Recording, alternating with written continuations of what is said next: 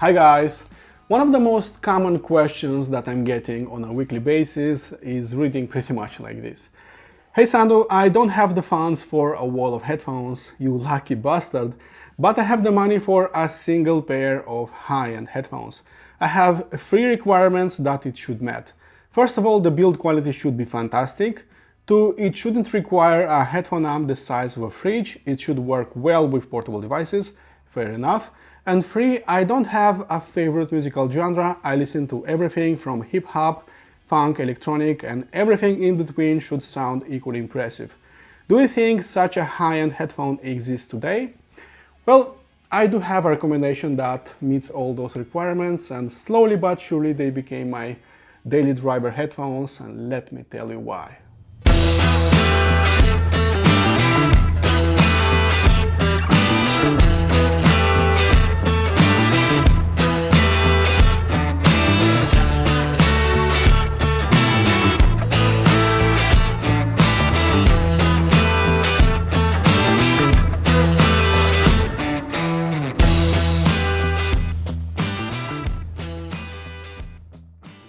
The thumbnail spoiled it for me, as this is a review for Meze's best headphones, the Elites, which I do believe have the highest build quality and comfort level of any planar headphones.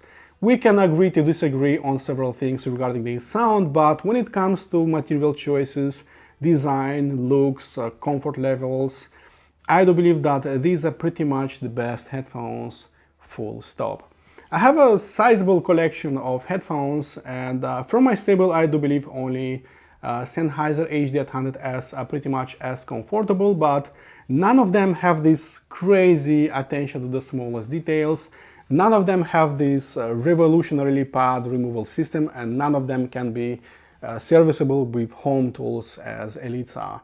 Although they have these massive aluminum ear caps, lots of leather, lots of carbon fiber, these are among the lightest weight flagship headphones, weighing just 420 grams, which feels featherweight compared to some other headphones from my collection, like Odyssey LCD4, RZH Phobos and Charybdis, and of course Moondrop Venus. In the package you can also find a sturdy detachable cable that lacks microphonics, it's a well-made cable, and if you already own higher purity cables with mini XLR connectors, then those will work just fine with the Elites.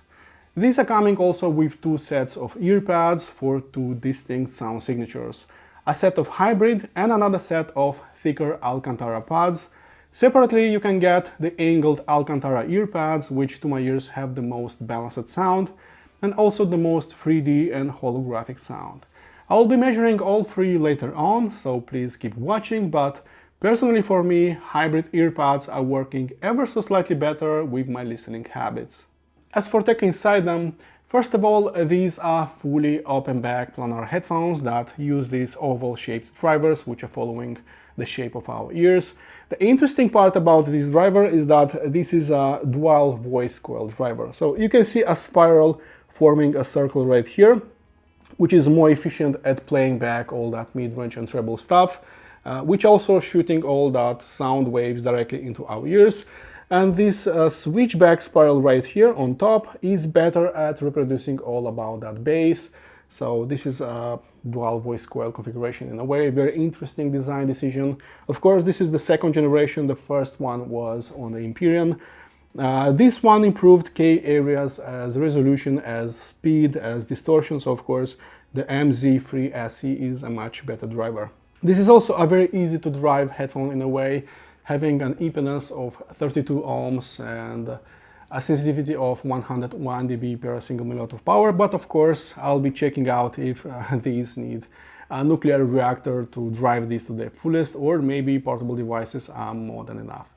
I think that this is more than enough information, so let's hit some eardrums and let's check them out.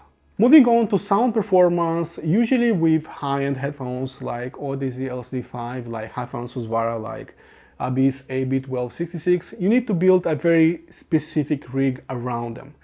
Something that will sound great on LCD5 might not sound great on Susvara or Abyss, and I never liked that idea. No, I don't have the room nor the funds for multiple high-end headphone rigs. When I tried the Meze Elite, I was surprised that these were sounding actually great out of entry-level setups, out of high-end ones, obviously, out of portable devices, out of desktop units. Of course, those high-end setups sounded better, but the difference was not really night and day. It was not massive as it happened with previously mentioned headphones. If I'm asked to pick one single headphone to be used on a deserted island, then without thinking twice, I would pick the Meze Elite, because it's so easy to make them sound great. You don't need very high-end, very expensive setups, just a regular whatever you have in front of you, and that will work just great with the Meze Elite. Just pick a musical genre or a track that you know for a lifetime, and these will sound just great. You don't need extra, nothing really. You can choose between a very airy, very holographic type of sound with angled Alcantara earpads, or you can go with a more fun, more engaging, more bassy sound signature by choosing those hybrid earpads. For me, these are working slightly better because lately I'm into, fun times, and for me these are just working better. But if you want a more reference sound, then any of those Alcantara earpads will be providing you that. If you are searching for just a single pair of high-end headphones that sound great without some additional tweaking, like maybe some very specific cables, very specific electronics, amplifiers, DACs and so on, then I do believe that Meze Elite is that headphone. I wasn't a very big fan of their Empyrean. I'm sorry, I said it so loud, but that is the truth. I didn't find them very fast sounding, they weren't very revealing, and that upper treble didn't have that bite and spark, but these, the Elites, are something else completely in terms of speed, resolution, and of course treble extension. You probably know by now that I'm using a 30 kilo monster amplifier to drive all my headphones. It's called Travomatic Primavera, and of course I bought it for a very specific headphone. It provides 9 watts of power per channel into 50 ohms. And regardless of what headphones I'll be using, there will be plenty of power left on tap, even with the Headphone Susvara. That is a very high-end, very expensive amplifier, but luckily you don't need such overpriced amplifiers for your Meze Elite. These don't really demand so much power. At 101 dB per single milliwatt of power at 32 ohms, these are among the easiest to drive planar headphones that I have tried so far. Pretty much in line with that Keneton Rognir, with RZH Phobos, with RZH Charybdis, so that is a very big deal in my book. When I'm traveling, I'm usually using a small USB dongle, maybe a small portable digital audio player. I don't like to carry some big devices, and I'm very happy to say that these ones work great with that small Hibi FC6 dongle. It worked great with Shinling M3 Ultra, with Hibi R6 Pro Mark II, so with any portable device actually they work just fine.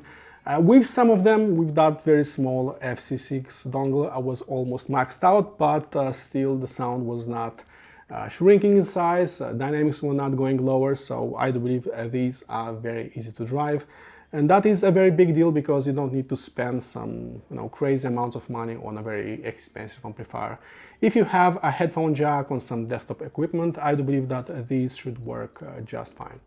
The biggest improvements which happened on the Elite versus Empyrean were detailed retrieval and fast transients, which of course improved their pace and ultimately the fun factor. Of course, I'm into relaxing, slow and chill music as well. It's part of my audiophile diet, but I really cannot stand when some fast music is playing slow on a pair of headphones. That I cannot stand. Of course, sometimes in the morning I need some dopamine rush to awake my senses. And if a headphone cannot do that, then I will simply not use that headphone. I'm happy to report that Meze Elite is considerably faster, punchier and snappier sounding compared to the Empyrean. And finally, I can talk about fast transients in a pair of Meze headphones, and that is, I do believe, is a very big deal. These chose a ride fast, die young attitude in a way. So these don't cater only to old-timers, to old audio files, which are listening only to reference recordings. These work just fine with modern tunes, with a younger generation of audiophiles, which are listening basically to anything, to fast tunes, modern tunes. So they are working just fine with everything. I can switch from classical to electronic in no time, and they will just switch like that from slow to fast sounding, and that is actually very impressive. And if you are asking yourselves which are the punchiest sounding earpads, that is a very easy question. I do believe that hybrid earpads, they provide you more oomph, they have that elevated sub and mid bass, so everything is fuller, is weightier, is thicker, and of course is much punchier sounding. Moving on to Soundstage, which is actually an exaggerated concept for headphone listeners, because we have headphone driver sitting millimeters away from our eardrums, so most of it is the work of our imagination. In a stereo setup, everything is very clear. You can hear those loudspeakers, you can hear and see the inception points.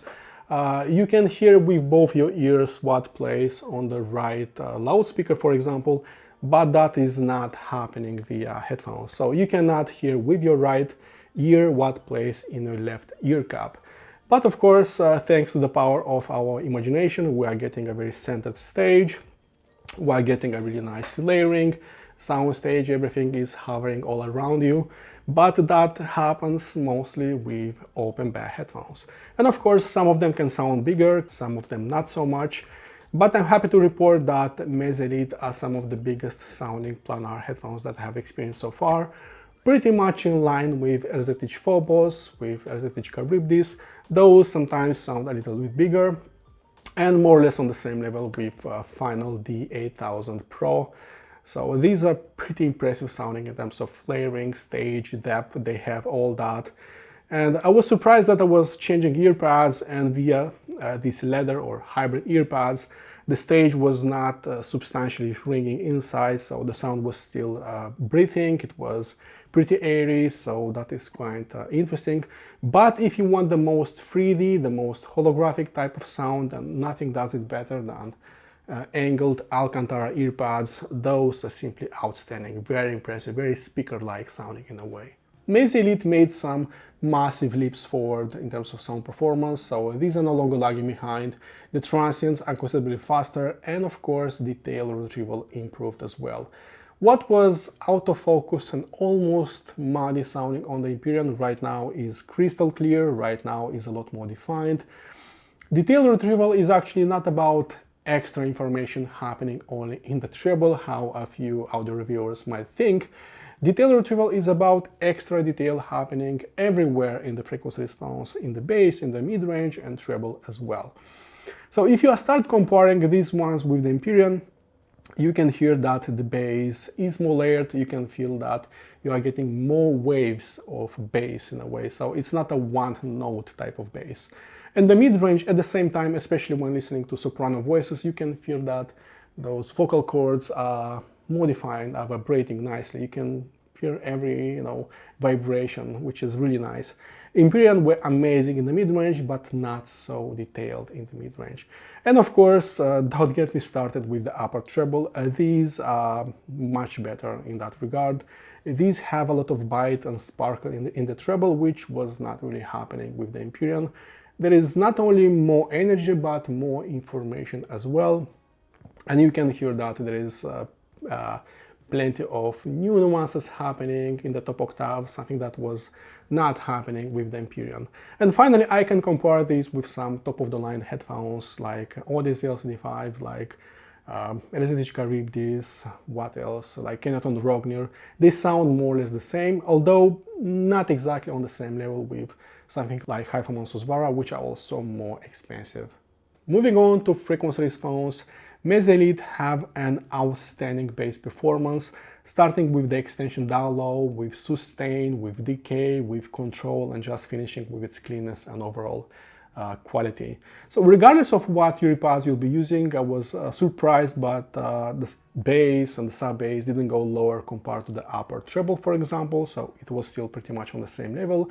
But if you want a more fun, more engaging, and more punchy bass performance that is elevated, that is for sure from the rest of the frequency response, then the hybrid earpads will be doing that. Now, from my stable, I do believe that Meze Elite, together with Odyssey LCD4, with Kenneth and Rogner, are providing the most impressive bass deliveries, with the exception that these are providing a clearer bass performance. The Meze sound is growing up, it gets better every single year, but there is one thing that is not changing, and that is their mid-range purity. I do believe that making the mid-range right should be the #1 task of every headphone maker, because most of the sounds happening in real life is happening in the mid-range. And if you do mid-range right from the get-go, then everything will sound natural, real, lifelike. So that is very important. And I do believe there isn't a headphone from Meze stable that is thin or fake or something like that, lacking emotions.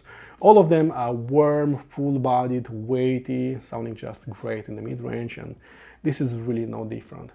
From my entire stable of headphones, I do believe that Meze Elite have the absolute best mid-range performance, followed by HiFiMan Susvara, by Odyssey LCD4, LCD5, Kenneth and Rogner, and RZH Charybdis. So that is my rankings. I do believe these have pretty much a legendary mid-range performance. Their treble performance is considerably better compared to that of Empyrean. There is more extension up top, there is more nuance, there is more shimmer, more micro detail happening up top, and that is a very good change of pace. Finally, there is some bite, finally there is some sparkle with this compared with Empyrean. And I'm not sure about this, but maybe Vlad from Dirty Shirt, which works at Meze, it had something to do with this kind of treble, because everything that has to do with drums, with cymbals, sounds just amazing on this pair of headphones. They don't have any kind of sharpness compared to, say, HiFiMan HE1000 SE. Even Odyssey LCD5, they sound quite uneven, not so natural compared to these. So I do believe they have a really nice balance in between being, having that bite and that sparkle, but without becoming bright or without adding any kind of listening fatigue. And if I would describe their treble with just a few words, then that would be refined, velvety, and crystal clear. Moving on to measurements, this is their raw frequency response without any smoothing applied. You can see the difference between hybrid Alcantara and angled Alcantara pads. Take a look at the wall, bass, and mid-range region. Surprisingly, the treble wasn't affected, so you'll be getting the same treble delivery with all of them. If you are curious how the Elites are comparing with its competitors, here's a graph that will show you everything. Their distortion reading looks great, it's by orders of magnitude nicer to any other Meze headphone. Waterfall combines the frequency response and decay into a single graph, and you can see all that from a different angle. The spectrogram shows a minor ringing happening between 20 and 30 Hz, but I don't see nasty distortions building up anywhere else. I also compare them with a pricier Odyssey LCD5 and HiFiMan Susvara, but you'll need to check out my written review, which I left below, because this video is already way too long. Wrapping things up, these are super comfy to wear a few hours a day. These are very easy to drive even with entry-level electronics and portable devices. Their tonality is spot on, their mid-range and bass performance are fabulous, and I do believe they have one of the grandest stages I have experienced via headphones. They have the easiest and the coolest earpad removal system, having 3 distinct sound signatures depending on the earpads, and these are up there with some of the best headphones in the business. Build quality, design, and sound quality wise, these are as good as it gets, and what's there not to like about this? They easily won my highest gold award, and I cannot wait to tell you more about the future of Meze Audio. And before you go, don't forget to check out my written article, which contains about 4 times the information of this video. So if you want to know more about them, please check out my written review, which you can find below. This is pretty much it. Thank you guys for watching, for supporting my work. My name is Sandro, and I'll see you soon. Cheers!